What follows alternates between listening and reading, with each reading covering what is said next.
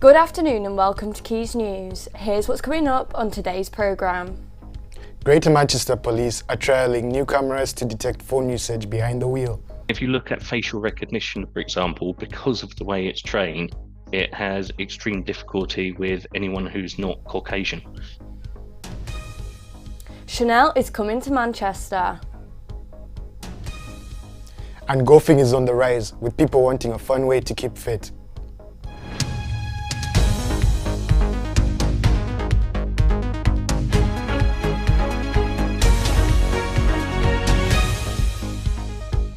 It's been announced today that the TV licence fee will increase by £15 next spring, in line with inflation rates. Ellie Johnston is here in the studio with us to explain what this means for viewers. Hi Ellie, thanks for joining us. Can you tell us what this might mean to viewers and what it covers? Yes, so hi. So basically a TV licence covers you to watch TV, record TV, watch it on streaming services and on the catch-up channels. But 86% of the fee goes to the BBC, so all BBC channels like the BBC Sounds, BBC iPlayer, radio, all of that. So over the years, how has this licence fee changed? So the first TV licence set was set in 1923 and it was only 10 shillings, which is now about 50p. The first combined licence was issued in 1946 at £2 and the first colour TV licence was issued in 1968.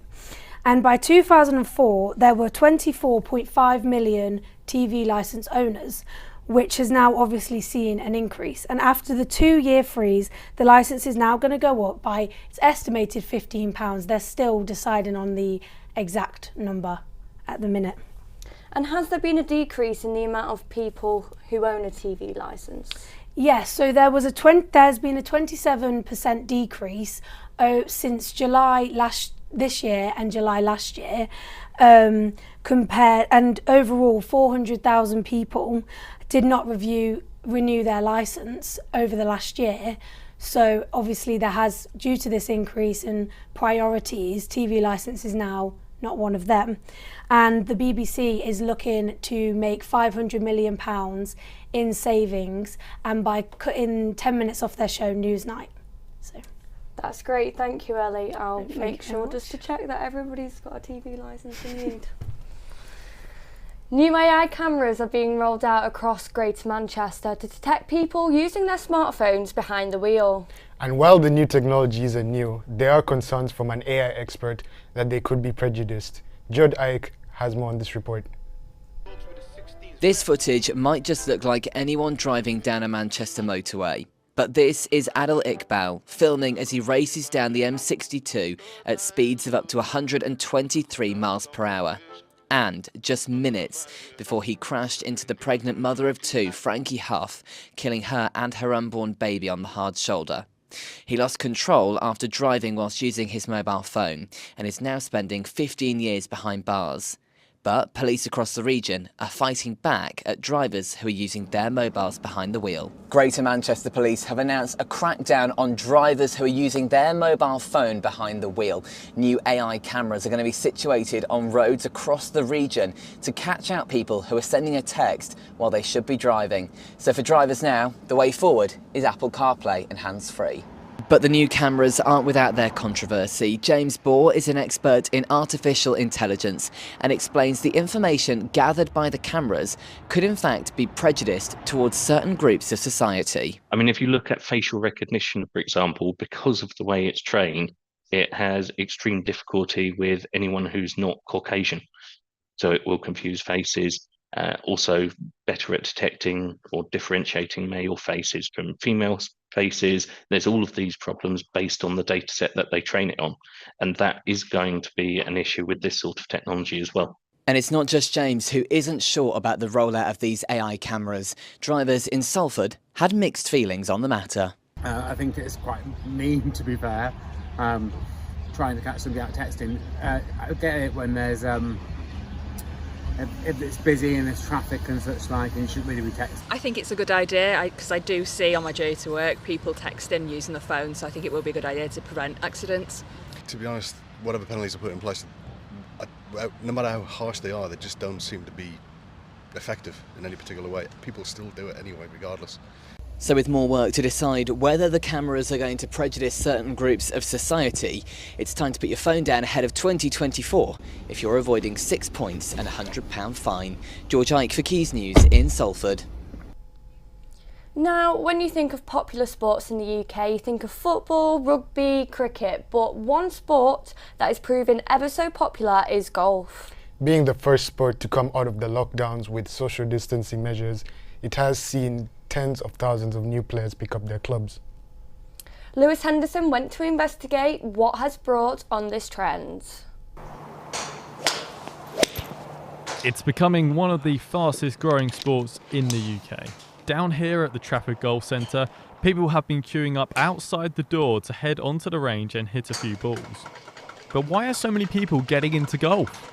I went to the range and spoke to professional Sophie Malarkey on why she initially got into golf. So, I literally tried every sport, like football, rugby, athletics, everything. And then it was only when I was like messing around with my cousin, like just at the driving range here, that I actually wanted to take it a bit more serious.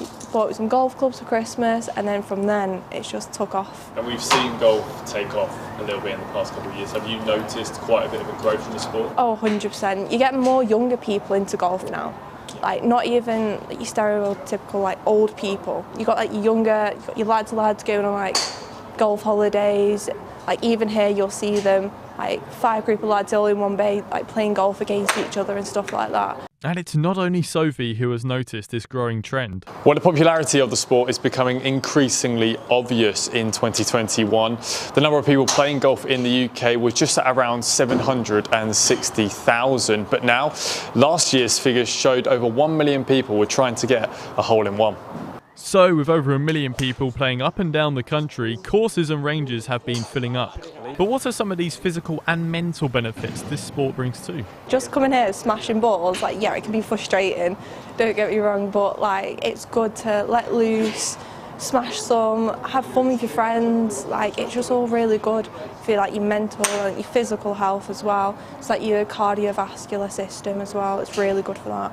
It's nice and easy. So the sport has continued expanding as more people are becoming increasingly invested in the sport. Lewis Henderson, Quays News. More sport now, and Manchester City's winless Premier League run was extended to 3 games yesterday, after a 3-3 draw against Tottenham Hotspur. A controversial late decision one from referee Simon Hooper seemingly cost the Blues a chance to snatch all 3 points. Post-match, star striker Erling Haaland took to X to react to the referee's call. Lower down the footballing pyramid, Earlham FC have found out their opponents for the 4th round of the FA Vase. Should they beat Wickham FC in the 3rd round this Saturday, they will either face Blythe Town or Bishop Auckland on the 13th of January. In Rugby League, Super League, Salford Red Devils remain confident of reaching an agreement with Salford City Council for the redevelopment of the AJ Bell Stadium. It is rumoured that the deal is likely to be reached in the first quarter of 2024. And Swinton Lions' fixtures for the championship were announced yesterday. They will start the season on the 17th of March away against Whitehaven, before facing 2 more tricky away tests at Widnes, Vikings and Toulouse. And it's an exciting week for any fashion lovers in Manchester as the Chanel brand takes on the Northern Quarter catwalk. That's right, Chanel are bringing a fashion show and big names to Manchester on Thursday, but it's being kept very hush. Jay Billington has been in the Northern Quarter to find out more. Chanel is one of the top fashion powerhouses in the world, and to celebrate their artistry, they put on the Métiers d'Art, one of the biggest fashion events in the world. Last year, Chanel had their catwalk event under the hot sun in Senegal, but this year have instead opted for the murky Manchester sky. The event is being held on Thomas Street in Manchester. To protect superstar models from the wet Manchester sky, a huge roof has been under construction for the last 3 weeks. If I can say much more than what the Manchester News has already said, because they're like, oh, you know, this top secret fashion show, and they've just, you know, it's reached like thousands of people up and down the country on social media. So yeah, I don't really know what the plan is for like Thursday and stuff, but yeah, we're just here every day leading up to it, and after just literally setting everything up and then taking it down. This world-class fashion show might seem like an exciting prospect to most, but for many it's causing a diversion to brunch. Me and my friends really like going wolf at the door and we can't go there at any point, which is quite annoying. Yeah, because I had no idea it was happening. Like, I didn't feel like it wasn't really a... I literally just told you yeah, and I was 5 minutes ago. Yeah, I was like walking and I wanted to walk down there, but I had to go all the other way and I was just like, what's going on? The businesses on Thomas Street will be required to shut for the show, but Chanel are subsidising them with 48 grand for the week. Many think that this is great for the local economy. I think it's really good for Manchester. I think it's it just shows how it's developing as like a really good staple in the country. It's really become capital of the north, and I just really love the fact that it's here. I think it's a really good thing for the local economy. One local business owner who did not want to appear on camera states that they don't believe Chanel have been considerate of suppliers and other small businesses. This business is connected to the one next door, and I wouldn't say that this one has felt any negative effect because we don't deliver. But the business that we're connected to has definitely been inconvenienced by it, yeah. I mean, I'm not against this show exactly. I think that they can do that if they want to. But maybe they could have been a bit further reaching with their consideration for local people that are going to be affected. Yeah, I know quite a few people are excited about it, but I don't know too many locals that have managed to snag tickets. Jay Billington, Salford Quays News. Well, hopefully the weather holds up for the show this week. Yes, well, Heather, light rain and cloud are expected to persist today, with icy winds making it feel colder. We anticipate probably highs of 5 degrees and lows of 2 degrees across Manchester, with frost expected to clear as the week goes on. Following last week's snow and ice, the Met Office is advising people to leave the house 5 minutes earlier than usual to prevent slips and falls. Which is quite ironic really, because the other day I did leave my house just to go next door to grab some chocolate, and I did take a nasty tumble. Was it anything to was it surprising how you took the fall? No, I just walked out my door, and the next thing my face was on the pavement. Okay, and finally, grandparents Sue and Jeff Vaughan have become accidental overnight TikTok stars after sharing their experiences enjoying the high life on the high seas, with one of their videos reaching more than 10 million views. Their granddaughter Megan started to post them, and viewers are calling for the couple to be the new presenters for This Morning or even have their own show. Alfie Mulligan reports. It's a captain's log, the 6th of July. We're speeding through the Mediterranean towards the Greek islands, but we've been interrupted now. We've got to go.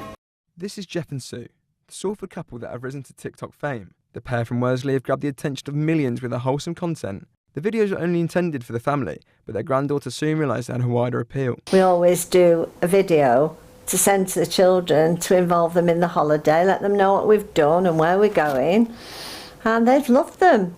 And Megan thought this particular one was so sweet that she should share it with other people. The pair have already amassed nearly 90,000 followers, all starting from their joy on their cruise trips around the world. I've had so much fun on the cruise ships, going to things like Roaring Twenties nights and silent discos and stuff like that. And the grandkids think they're wonderful. And it wasn't just the grandkids that got a lot of joy from the videos, with a wonderful couple seeing such a positive response on the platform. Well, I just think the younger generation want us to adopt them as their grandparents, because they just think we're fun and they want to be part of it. Every one of them is a fantastic comment. In fact, we sit up in bed reading them at night because it warms our hearts. There's not a single negative. Not a single negative comment. In all the comments, it's incredible. They said we're so wholesome and it warms the heart, and lovely things that people are saying. And it pleases us, doesn't it, to think that, other people are reacting like that to us. That's what it's all about, aren't we? Yeah. We're doing things that we never would have done. We've been, invited to things we would never have been invited to. So we just... met people we would never have dreamt of meeting. With their rise in popularity, they have a few trips planned next year, and it'll be exciting to see what they get up to in 2024. Alfie Mulligan, Quays News. And that's everything for today's programme. Make sure to keep up to date on our socials at Quays News. Goodbye.